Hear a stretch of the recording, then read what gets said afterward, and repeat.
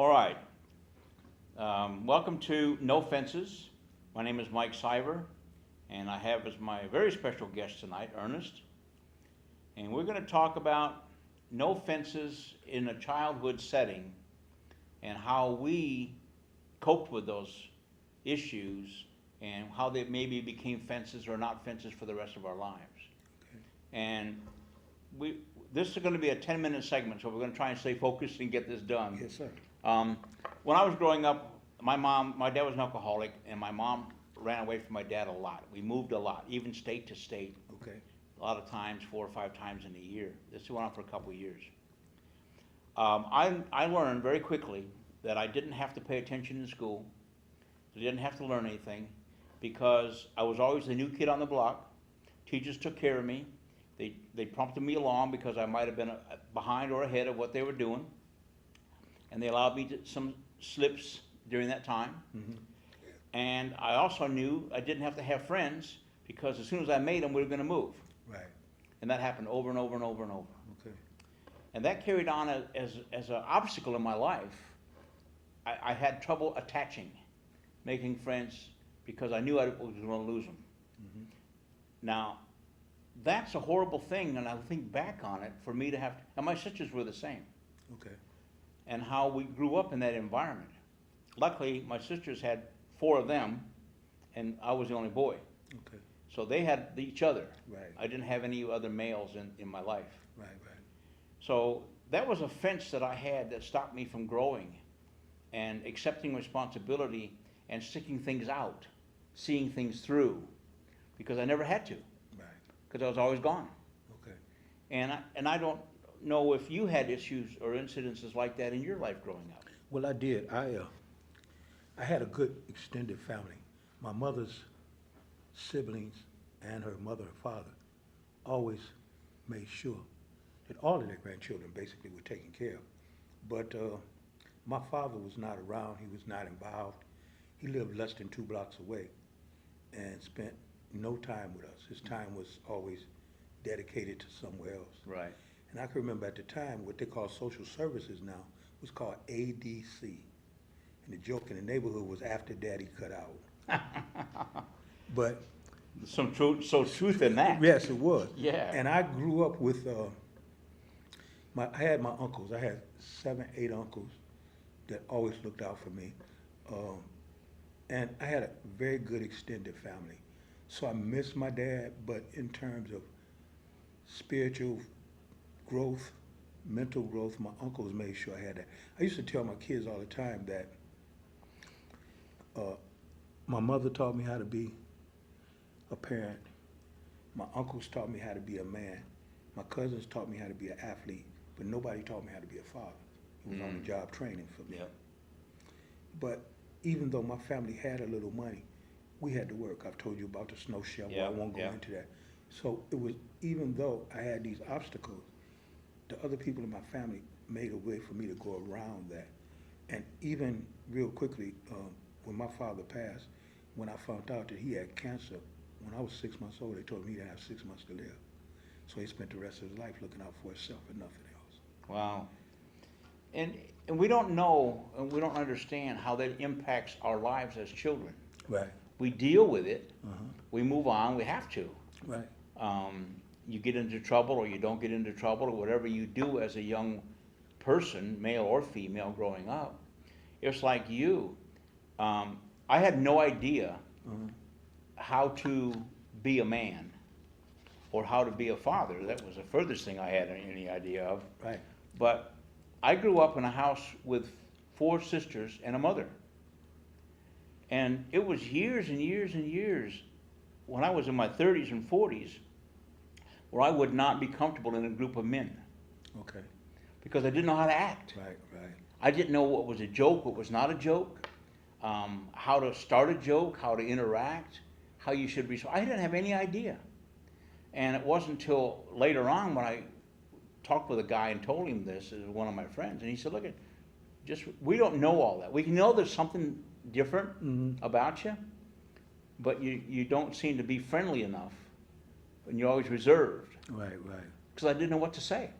Got I it. didn't know if I should laugh in that spot or not, or, I Right. mean, if it was a joke, it was a joke. Right, I understand. But I didn't know how to do that. And as far as being a father, I didn't have a clue. Yeah, when my children started coming to live with me, my oldest daughter was then 12 or 13. And I had to go from being this single man, actually just getting into recovery, having about 7 months clean, and this child's showing up in my life. Uh, and it was new to me. It was really new to me. I had to call my mom a lot. I had to call my sister a lot. I had no clue what to do. I could remember real quickly. Her mother called me right before she gave her custody to me. She was down in Ben Harbor, so she told me she was having sex, which wasn't true, but that's what the mother thought.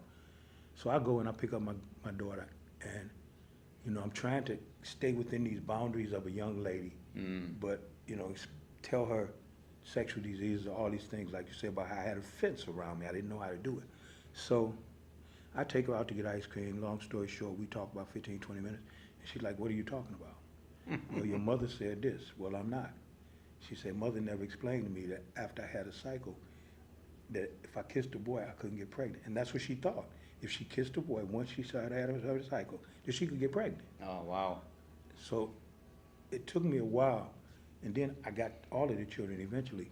But and like you said earlier, there's no similarities in how I grew up and how you grew up. I mean, yeah, we grew up, and I didn't, let me rephrase that. Yeah. The similarities between our age group and how we grew up. How the younger kids are growing up today, there's no similarity. No, Me and no. you had similar similarities. Our Yeah. parents demanded this, our grandparents demanded this.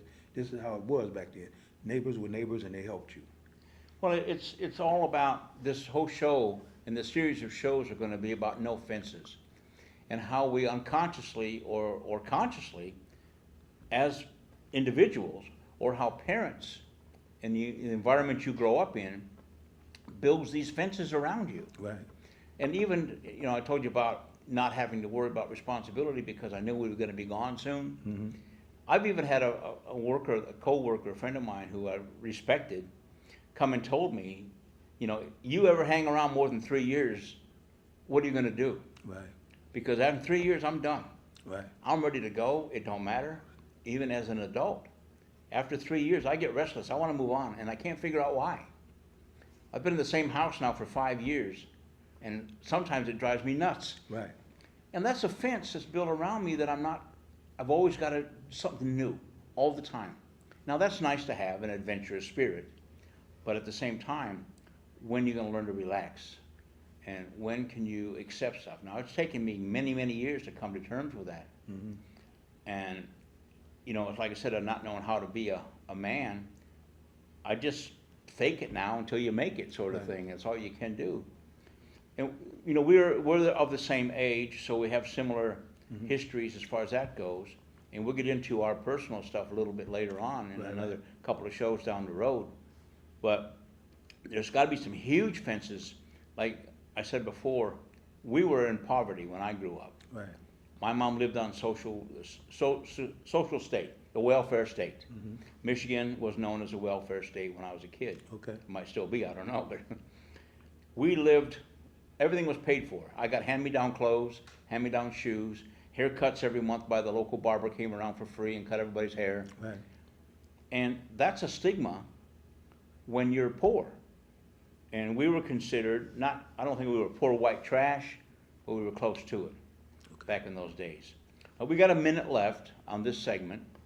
Before we go any further, and we're going to do another show right away after this one, I want to encourage anyone who wants to talk about this topic of no fences and how fences were built up around you, or how you built fences through your own understanding or misunderstanding about what was going on around you when you were younger.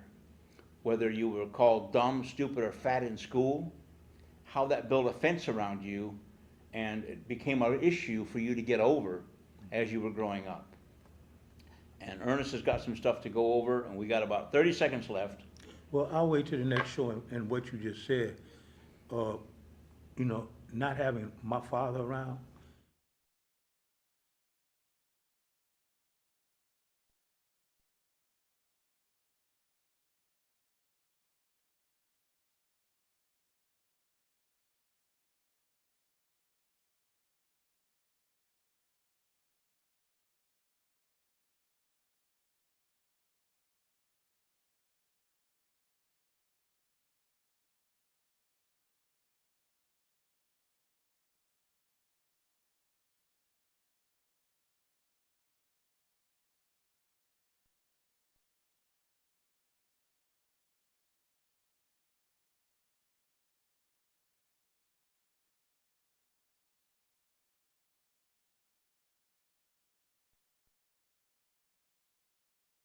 an hour to get back, so.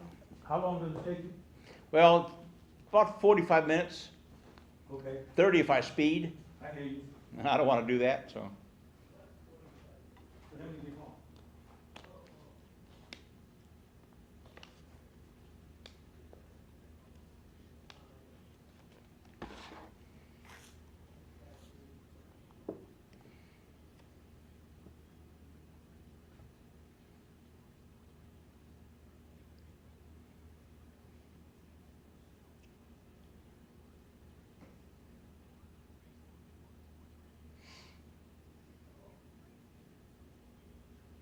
Oh, I forgot the